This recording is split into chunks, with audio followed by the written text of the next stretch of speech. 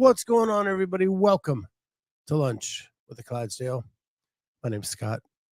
I'm the Clydesdale. Doing lunch right now. I'm just doing some coffee in between two meetings. Oh man, what a day. The other chore I always have is I have to do laundry because the laundry room is right back there. So every time I come down to do a podcast, like I get a basket of laundry. And so I was trying to flip my loads. Sounded weird. So I was trying to get the washer to the dryer, new washer load started before the show started, and made it here with about 3 seconds to spare. So here we are. Yeah, Corey, I have no control over the ads. That I think it's on you. It's your algorithm that tells them what to advertise to. So if they are random, it's because you are messing with them. What's going on, Jay Birch? Another fun day. Yeah, man, meeting after meeting. I hate those. I'm with you, Jay Birch. So my Clydesdale media account is premium. My personal account is not. And it gets so frustrating watching the non-premium version. So I almost now always watch just on the anything. If I'm watching anything, I watch it on the Clydesdale media account, which mostly it's CrossFit stuff anyway. So I guess it is like my business, but it is the premium account, so I don't have to deal with the commercials. And they just randomly pop in whenever they want, which is so bizarre. So bizarre. When we first had this podcast and we first went to YouTube, we didn't go live. We taped, and then you could actually pick, once you could monetize on YouTube, you could pick whether you wanted the ads to insert. So if it made more sense to go like in this spot or that spot. And I used to be so meticulous about like, ooh, there was a little break here. I'll insert the ad here, so on and so forth. Man, that got to be cumbersome. The best thing we ever did was start going live. One, it's way more authentic. We are who we are. There is no edit button going live. We get to interact with all of you, which is the best.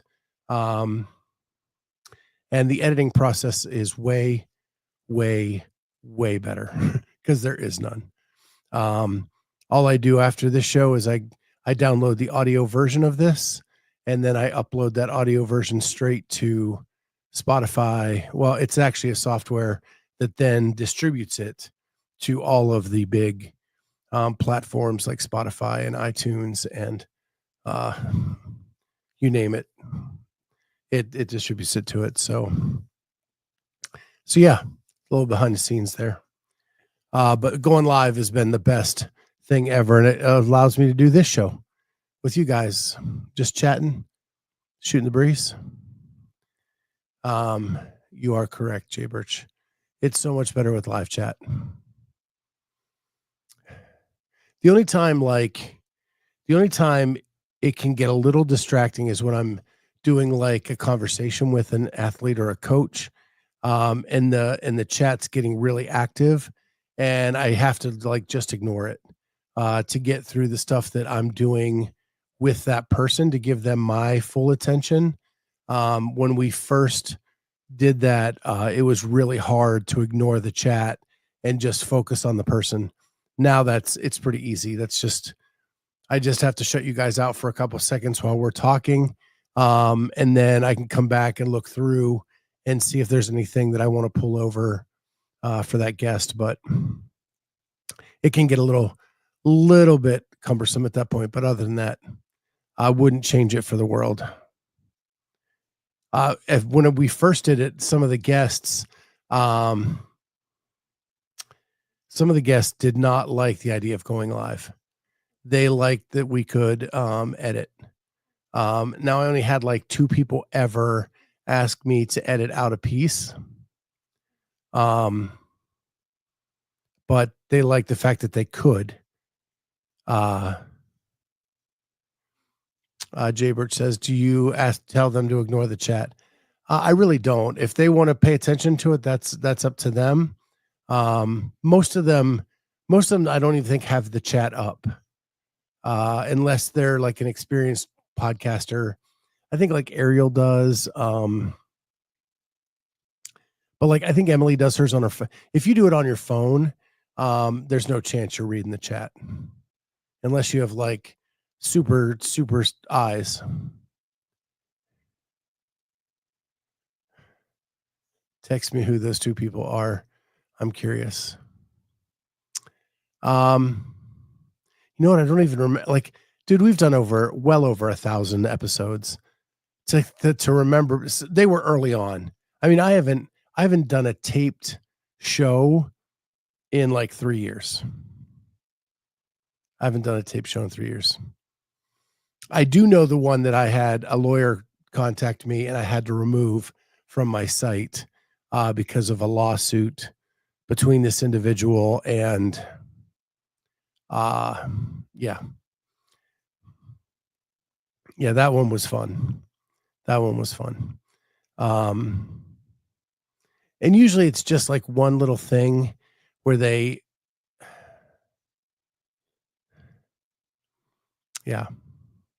I can tell you one, Corey, once we're off the air that I know for sure. And then I know there was a couple others, but they were just minor. It was silly stuff that I think they took too seriously.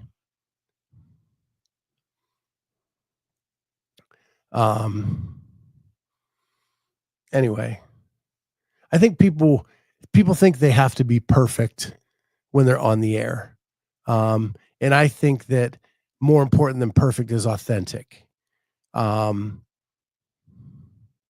That fans, if you're an athlete or the audience here, respond better to authenticity than they do to perfection. And I think that's true just about everywhere in life. When I used to train trainers for the state, the ones that stumbled a lot tried to be perfect. And I said, it's okay to mess up. It's okay to mess up and then just admit your mistake and move on. Sometimes it actually loosens the audience up because it shows they can make mistakes too. And so I've always been a big proponent of be yourself, be authentic. It's more important than being perfect. You don't have to say every word perfectly. Just talk with the people you're training or talk to the people you're podcasting with and let the rest come out in the wash. Right. So there's that. And if I mess up real bad, Hiller will make a video of it and it'll get way more likes and clicks anyway. So like, there you go. Although I don't know if he's ever made one on me. He's made a few on people I've had on, but I don't think he's ever made one on me specifically. Anyway. So yesterday we talked a little bit about the Academy Awards, and does that make you want to go out and then watch those movies? I did get one comment on the YouTube side that it does actually still to this day when they see the Academy Awards, that gives them a list of movies that they want to go watch. And I think that's cool that it still does that for some people. It's lost it for me a little bit. But I'm glad to see that it does still help some people pick out what movies they want to go see and check out and different things like that. So that was kind of cool. The other thing I wanted to talk about is 25.1 is officially in the books, and we have a leaderboard and we have scores. And I think for me, the most important thing for me was we needed to get past yesterday to today to know who's in, who's out, and be able to move on with this season. And then you can follow your favorites either through the game season or through the WFP or through both, whatever you choose to do. And so a couple people that I personally had in question as to whether they were going to sign up for the CrossFit Games season, that actually have signed up and posted a score, were Ariel Lowen, Danielle Brandon, Danny Spiegel, Fee Sagafi, and Jeff Adler. One that I find really interesting is I wanted to see what Noah would do. And Noah on his Instagram posted a reel of him doing 15.1, saying that he's still here, but I cannot find him on the leaderboard. So I don't know if he did the workout and then didn't post it or what, but I cannot find it on the leaderboard. But he did it. He showed the video of him doing it, didn't post a score, just said, I'm still here. One person that's not on the leaderboard that we expected is Laura Horvat. She is not on. She did not post a score.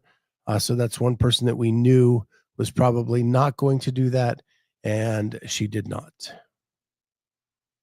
The other thing we talked about yesterday was that Tia had posted a score of like 229. And when you went and looked at the video, she actually had given Shane a 3-minute head start in that workout and got 229 and posted it. She did redo it. I think she got 279, I want to say.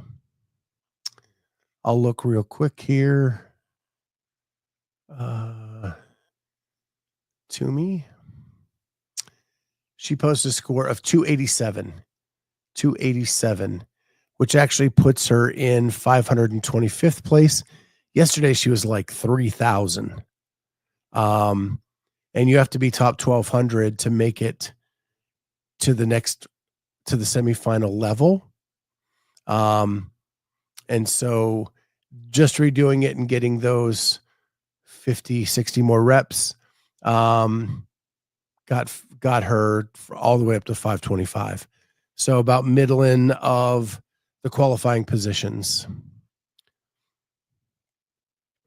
I don't know what the final registration numbers are. It looks like on the women's side, we did not get over 100,000. It was close, but not quite. And then on the men's side, I see a Shay. I'll come up with that a little bit. Men's side looks like we got about almost 120,000, somewhere in there, 120 something. So overall, a little over 200,000, 210, 220, somewhere in that area of participants in the Open this year. Dave said on his week in review, he's just happy for those who did it and had a good time doing it. So there we are.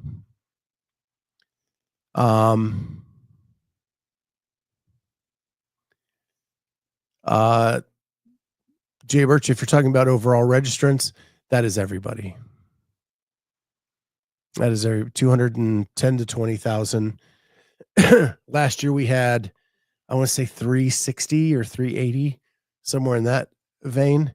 So definitely a big decrease this year. So Shay asks, why is her score so low? Speculation that she's pregnant.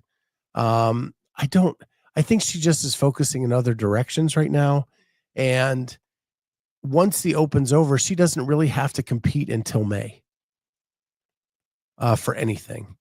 April, if she chooses to do, I don't know when she did announce that she is doing the Torian Pro, I think yesterday. And so that would be her first in-person semifinal. And that's a lot of time between now and then.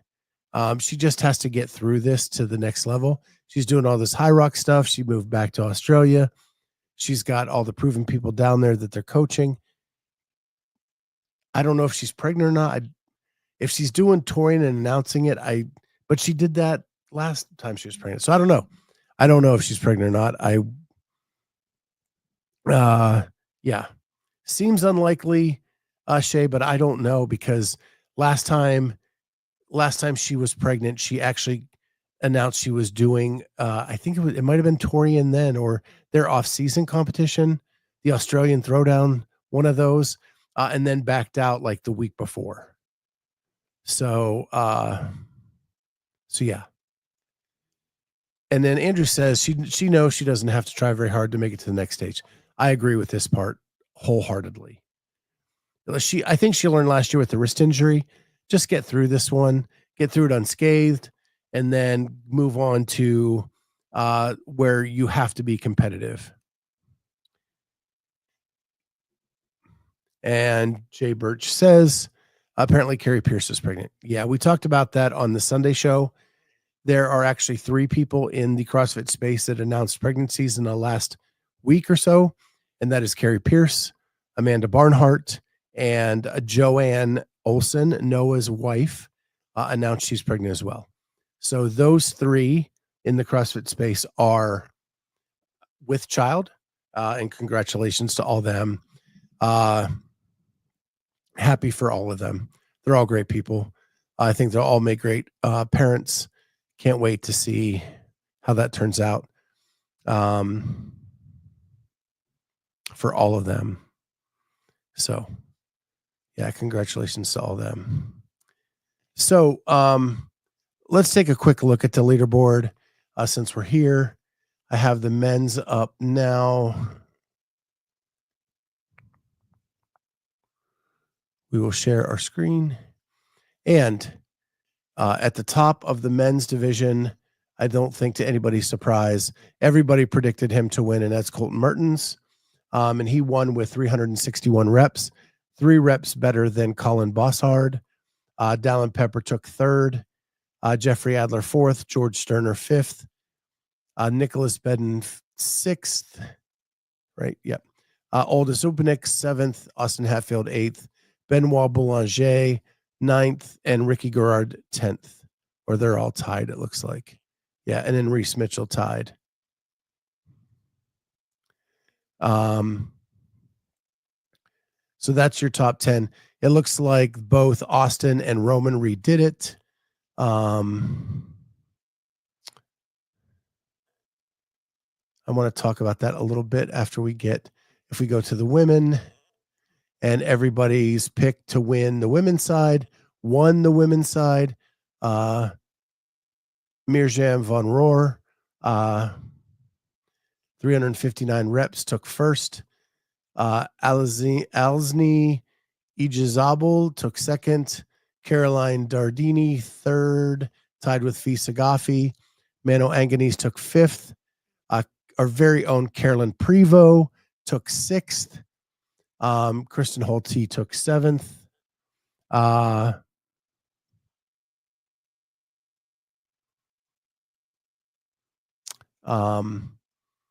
Oda Lundgavam took 8th. Leah Storin tied, and Carly Stote took 10th. Lucy Campbell right there outside the top 10 at 11th. Carolyn did kill it. What's funny about getting to know Carolyn is she does the workout early in the weekend. She then stews on it all weekend. She wakes up Monday morning and thinks, I could do way better, and then redoes the workout. It is almost like clockwork every single week. Now that I've gotten to know her much better. And she improved by 20 reps on her repeat on Monday, which vaulted her into the top 6, which is pretty awesome. Our other co-host on Sunday night is Jamie Latimer. She got 303, which beat a lot of the big names in the sport. We got 2 fit women on Sunday nights. They are both incredible athletes, and so proud of both of them for what they did. And then to not take anything away from Amy and Kat and Charlie, who all did it Kat pretty much did it one armed as she's having surgery tomorrow. Um, and Charlie and Amy both did well as well. They're really fit individuals, so proud of them as well. That all of us signed up, got workout one in. Kat is probably out from here on with that surgery tomorrow, but we'll see. So, good job to everybody involved. It's funny because like I'll look up Jamie on the board here, and when you see the names around her, Jamie is 42 years old. 41. Ooh, she'll get mad at me.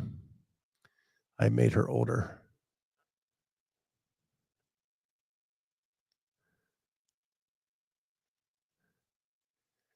This search thing is so bad this year.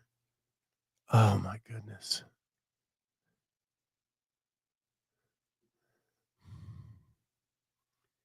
I hate it so much.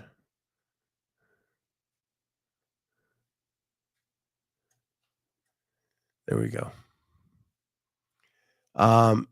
When you look around her and you see Brooke Wells, Olivia Kerstetter, Sydney Wells, she beat all of them. She beat Tia. She was right there with Lexi Neely, tied her. There's Sydney McAlishan. Good to see her again.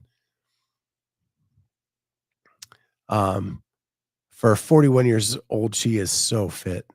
And it's awesome to see who's around her in that workout. But yeah, proud of my team and my co-hosts. They are awesome, awesome athletes. So the other thing I wanted to talk about is if you did not watch Hiller's recap of his Instagram no reps, almost all the athletes went back and redid their workout, which I found was really, really cool. Like Mano Anganese was 4th in the world, did her workout. Hiller posts it and shows that she did not reach full extension on her right arm. She goes back and redoes the workout and scores almost identical while meeting standard. And now she's in the clear, which is pretty awesome. The same for, I think, Austin went back and redid his. So now he meets the standard. So that's pretty cool. And you are right, Corey. 164th in the world ain't no joke. Jamie's fit, man. That it's just cool to see that. Sydney, yep. Sydney McAlishan's one of my favorite people in the space, and I'm hoping that she can get back this year. I just think the world of her. She's awesome. So can't wait to see what she does this year. But what are your thoughts on that? That if you post your video early and Hiller gets a hold of it and he says these are why these reps aren't right, and you go back and you redo it, instead of it being this like I hate athletes and I'm making fun of athletes or whatever the narrative has been in the past, they're now using it as a tool to go back and correct the wrongs and make it right so that they are not penalized with their workout. I think that is a really cool shift in narrative with all of that, and really cool that he is doing that and taking the time to do that, and not just for his own clicks, but for them to fix the problem is awesome. And I'm a big fan of Mano Anganese. To watch her the second time hit the extension was so cool because it showed she still could do it. She could still hit the time and she could meet all the standards and still do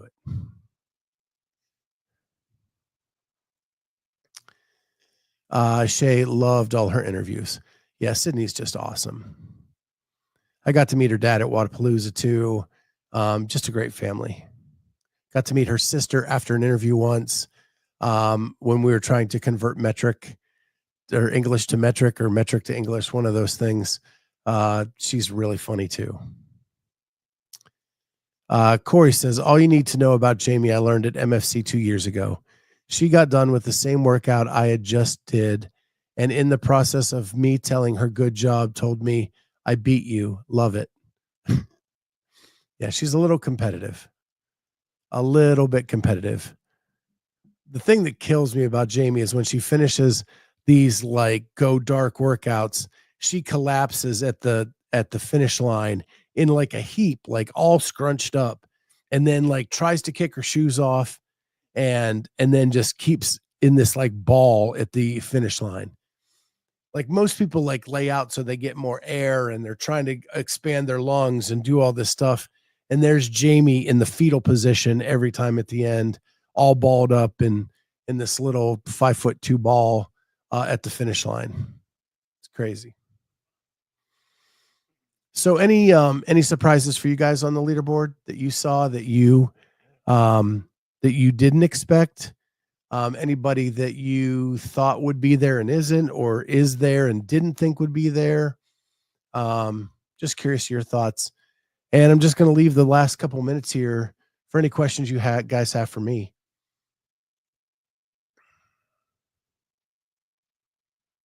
Because I got a hectic day. Got to finish more laundry. Got a couple more meetings this afternoon. And then tomorrow, I have not had a haircut since before Thanksgiving. Tomorrow, getting her done. Tomorrow after the show, I am going to my girl Stephanie and have her do the do. Because this long hair, without the amount of product I have to make it even lay down at all, usually I look like Dr. Emmett Brown. It's about yay high, going all like everywhere. 1.21 gigawatts.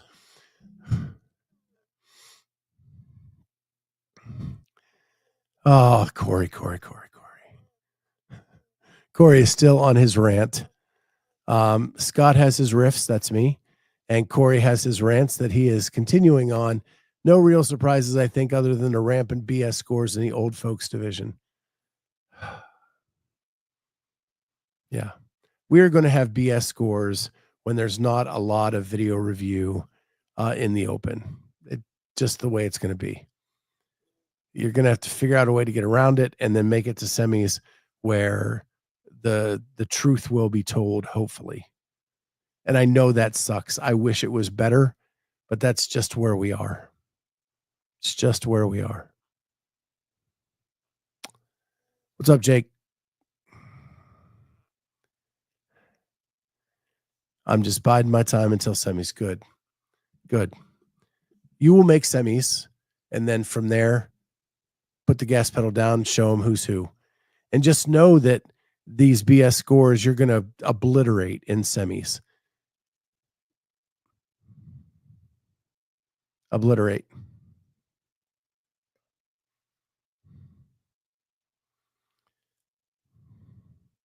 Any other questions for me before we head off? Jake, I bide my time with a semi. Come on, dude.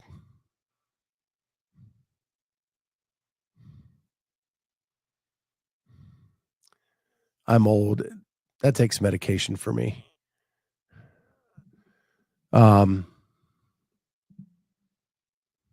Yeah. So trying to plan out the season this year, trying to figure out what we're going to do. I have a plan. Find out tomorrow when my wife's second knee surgery is. I've just got to work stuff around that. But I want to do things a little bit differently this year. We're still going to like do live shows the weekends of the big events. We're still going to try to catch everybody up on everything. But I think we're going to try to follow like a storyline for part of the season instead of multiple storylines. and see how that goes. I just can't afford to get to everything everywhere now that there's 5 billion in-person semis, or 10, whichever is less. And then you have the WFP events, which I want to see how it goes. I want to see what it looks like. And Indianapolis is only 2.5 hours away. So I want to be able to drive over there and do that and get some media credentials for that. But I want to get like a single storyline that I can kind of follow through all of it. And I think I have it. Now I just have to get with the person, see if they'll let me do it, and that I have the time with my wife's surgery. Yeah. 5 billion plus 10. It's actually 5 billion or 10, whichever is less. That's really how many in-person semis there are. But it's one of those things. But I'm excited for the season to start. I'm excited that some of my favorite people have decided to sign up for the Open, and to do it and to post scores. And maybe we can start some conversations with them as to what's going on with them this season. Really excited about all that. And with that, guys, if there's no further questions for me, it feels like 5 billion plus 10. It does. It does right now. And I really don't like this season structure. I wish they would do one or the other, not both. But that's where we are. That's what we have. And I do like that the CAC did put in the recommendation that we need to get more consistent season structure, and pick something and stick with it for a few years. I agree with that. I hope that CrossFit hears that and does that. Because honestly, the WFP structure makes way more sense. So we'll see how that goes. I do like the fact that that the CrossFit has the connection to the community and the Open and all of that stuff. And I think that's going to be tough to beat.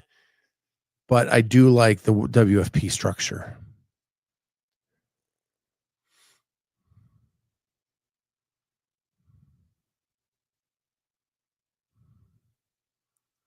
So with that, I'm trying to figure out. Okay. Yeah. Cool.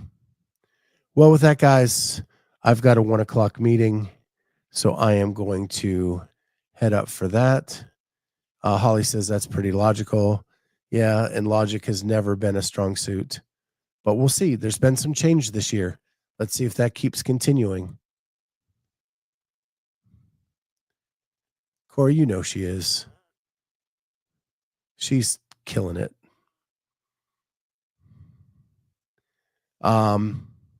With that, guys, it is time to get back to work, you hooligans.